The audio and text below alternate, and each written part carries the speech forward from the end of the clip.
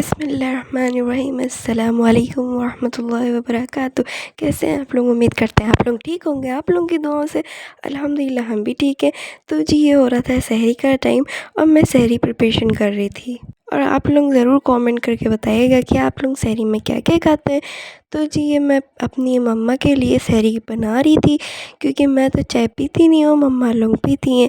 तो उनके लिए चाय बन गई थी और इधर ये सालन रखा हुआ था और ये चाय प्रिपेयर हो रही थी।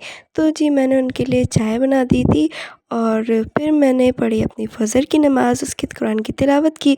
उसके बाद मैंने फटाफट अपने घर को संवारा, क्योंकि मुझे बिल्कुल गंदे नहीं पसंद है। और घर साफ़ सुथरा होता है तो कितना अलग ही सुकून होता है, फिर नींद भी अच्छी आती है। और फिर जल्दी से हम लोग ने घर को भी साफ़ कर लिया। और हम लोग हमेशा फ़जर में ही अपने घर साफ़ सुथरा करके तब सोते हैं, ताकि हम लोग को कोई झंझट ना हो। 8 hours later.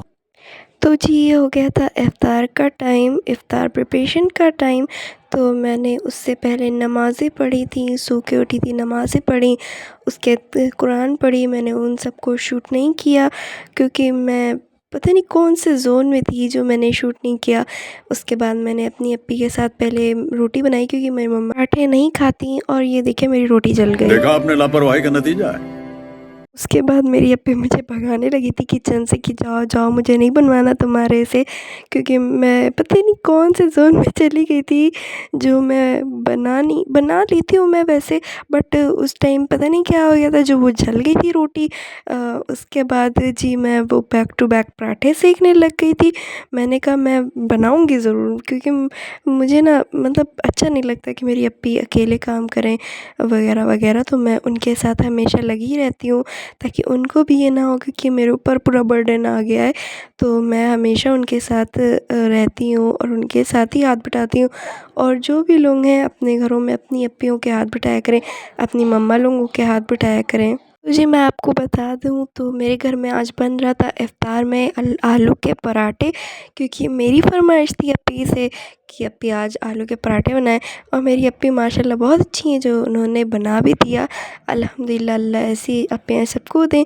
और ये मेरा माशाल्लाह दस्तरखान लग गया था, अल्लाह नज़र बद से बचाए। मेरे सहरी का भी दस्तरखान लग गया था और हम लोग सहरी कर रहे थे। तो गाइस आप लोग कमेंट करके ज़रूर बताइएगा कि कौन कौन ऐसे जो छोले बच जाते हैं उनको छोले चावल के साथ खाते हैं। फिर चलिए सहरी कर लेते हैं। उसके बाद जी इफ़्तार का वक्त हो गया था और मैं आज बना रही थी मोमोज़। तो ये मैंने सारी वेजीज़ चॉप कर ली थी। मैंने पहले कैबेज चॉप किया, उसके बाद मैंने कैरेट किया और कैप्सिकम किया था। उसके बाद ये मैंने चॉप कर लिया था अदरक, लहसुन एंड ग्रीन चिली। उसके बाद मैंने ऑयल में सबसे पहले अदरक लहसुन डाल दिया और उसमें ग्रीन चिली भी डाल दी थी, और उसके बाद उसको थोड़ा सा सौते कर लिया था। उसके बाद सारी वेजीज़ उसमें डाल दी थी। और ये इसकी स्टफ़िंग ऐसी थी ना कि मतलब जैसे कि स्ट्रीट स्टाइल होता है ना, वैसे एकदम लगने लगी थी। आप लोग ट्राई ज़रूर करिएगा, ये रेसिपी एकदम स्ट्रीट स्टाइल होती है। उसके बाद मैंने इसमें ब्लैक पेपर और सॉल्ट डाल दिया था। उसके बाद मैंने इसमें बिल्कुल भी पानी नहीं डाला था, हल्का सा उसका जो पानी छूटता है उसी में वो कुक हो जाता है। उसके बाद मैंने उसकी लिड लगा दी थी और उसको धीमे आंच पे एकदम कुक होने दिया था, एकदम धीमे आंच थी उसकी। उसके बाद मैं यहाँ पे उसका डो बनाने लग गई थी। और ये मैंने सबसे पहले मैदा ले लिया था और उसमें हल्का सा पिंच ऑफ सॉल्ट डाल लिया था। पिंच ऑफ नहीं था, मतलब थोड़ा सा ज़्यादा था उसके, मगर बहुत कम था, ना के बराबर था। जब उसको खा रहे थे ना तो बिल्कुल पता नहीं चल रहा था कि इस मैदे में मैंने सॉल्ट डाला है या और कुछ ऐसा, मतलब लग ही नहीं रहा था। तो आप एकदम ज़रा सा ही डालिएगा। और उसके बाद ये देखिए मेरी वेजीज़ एकदम इवनली कुक हो चुकी हैं, एकदम बहुत ही अच्छी कुक हो गई थी।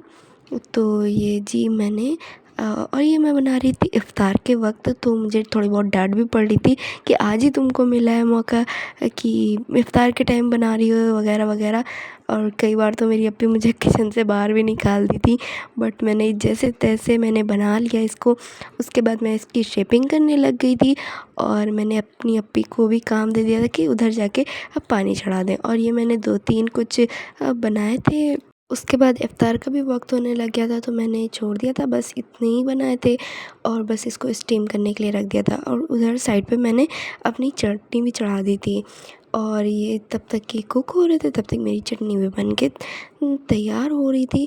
और इसको मैंने करीब 10-15 मिनट पकाया होगा, फिर भी इसकी देखिए स्किन नहीं निकली। और फिर मैंने कहा कि अब इसका अगर स्किन निकलने का मैं टाइम देखूँगी तो मतलब इफ़्तार का बहुत ज़्यादा लेट हो जाएगा। और ये चटनी भी बहुत टेम्प्टिंग बनी थी, मतलब मैंने सोचा ही नहीं था कि ये बन भी जाएगी। मैंने ऐसे ही मतलब मैं बनाती चली गई और मुझे लग नहीं रहा था कि ये इतनी अच्छी बन जाएगी। तो आप लोग इसकी चटनी भी ट्राई करिएगा और इसकी मोमोज़ भी ट्राई करिएगा। आप लोगों को कैसा लगा आप लोग खा के भी बताइएगा, कैसा लगा कैसा नहीं लगा। आप लोग ज़रूर ट्राई करेंगे इसको। और जी ये मेरे मोमोज़ भी रेडी हो चुके थे। उसके बाद मैंने अपने पैन को दोबारा से चढ़ाया और मैंने जल्दी से अपनी चटनी को ऐसे ही डाल दिया। मैंने अपनी चटनी के जब बघार में भी कुछ नहीं डाला था, बस मैंने डायरेक्ट ऐसी चटनी डाल दी थी। और मेरी अप्पी उधर बना रही थी चिकन। और देखिए आप लोग खुद ही देखिए कि मैंने कुछ भी नहीं डाला, डायरेक्ट मैंने चटनी डाल के बस उसको थोड़ा सा स्टर कर दिया, देन मैंने उसको निकाल लिया था। एंड देन मेरे मोमोज़ बन के तैयार हो गए थे, बहुत ही डिलीशियस, बहुत ही टेम्प्टिंग था।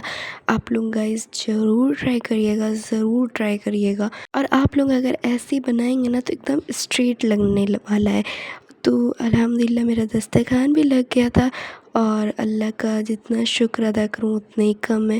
अल्लाह ताला ने इतनी सारी नेमतें हमारे लिए दी हैं खाने के लिए, वो अल्लाह की आयत नहीं है फ़बी अय्यि आलाई रब्बिकुमा तुकज़्ज़िबान। बेशक अल्लाह की कौन कौन सी नेमतों को जुटलाओगे, तो सच में ये बात सच है कि हम कौन कौन सी नेमतों को जुटलाएंगे। तो जी फिर मैंने तरावी भी अदा की और फिर मेरी नमाज़ भी हो गई थी। देन मैं अपने घर वापस आ गई थी और ये मैं अंडा बॉईल कर रही थी अपने अब्बा के लिए। और यहाँ पे बन रही थी बकेलू की सब्ज़ी और मैं वीडियो के चक्कर में हाथ से ही खोलने लगी थी और मेरा हाथ भी थोड़ा बहुत जल गया था। और फिर मैंने जल्दी से रोटी का आटा साना। उसके बाद ये देखिए ये सब्ज़ी भी ऑलमोस्ट हो चुकी थी और मैं एक नए टाइप का चीला बना रही थी अपने अब्बा के लिए। मैं ना नया नया ट्राई किया करती हूँ अपने अब्बा के लिए भी कि मतलब कुछ हेल्दी हो जैसे कि। तो इसमें मैंने कुछ बहुत चने से मैंने बनाया था ये। और ये मेरी अप्पी को भी शौक़ लग गया था। मैंने जब मेहंदी लगाई थी तो उन्हें भी लगवाई थी। और फिर मैंने उसके बाद कुछ भी शूट नहीं किया, मेरा मन ही नहीं था, मेरी तबीयत अजीब सी थी। चलिए फिर मिलते एक नए ब्लॉग के साथ। अल्लाह हाफ़िज़।